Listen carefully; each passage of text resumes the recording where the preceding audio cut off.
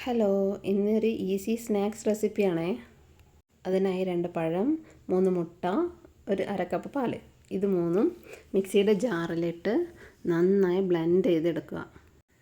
ഇതിൻ്റെ കൂടെ ഒരു ഏലക്കായ, പിന്നെ ഒരു സ്പൂണ് പഞ്ചസാര, പിന്നെ ഒരു നുള്ള് ഉപ്പും ചേർത്ത് നന്നായി ബ്ലെൻഡ് ചെയ്തെടുക്കണം. പിന്നെ ഇതിനൊരു ഫില്ലിങ് വേണം. അതിന് നെയ്യ് ഒഴിച്ചു ഒരു പാനിൽ, പിന്നെ അണ്ടിപ്പരിപ്പിട്ടു. അതൊന്ന് മുക്കുമ്പോൾ മുന്തിരി ഇട്ടു. മുന്തിരി വീർക്കുമ്പോൾ നമുക്ക് കുറച്ച് തേങ്ങ ഇടാം. തേങ്ങ ഒന്ന് മൂത്ത് വരണം. അതിൻ്റെ കൂടെ ഒരു സ്പൂണ് പഞ്ചസാര കൂടെ നമുക്കിടാം. അതിന് കുറച്ച് മധുരം വേണ്ടേ, അതുകൊണ്ട് ഒരു 1.5 സ്പൂണ് ഞാൻ ഇട്ടു. പിന്നെ അത് കുറച്ചൊന്ന് പഞ്ചസാര അലിഞ്ഞ് വരട്ടെ. അപ്പോൾ നമ്മളെ ഫില്ലിങ് ശരിയായി.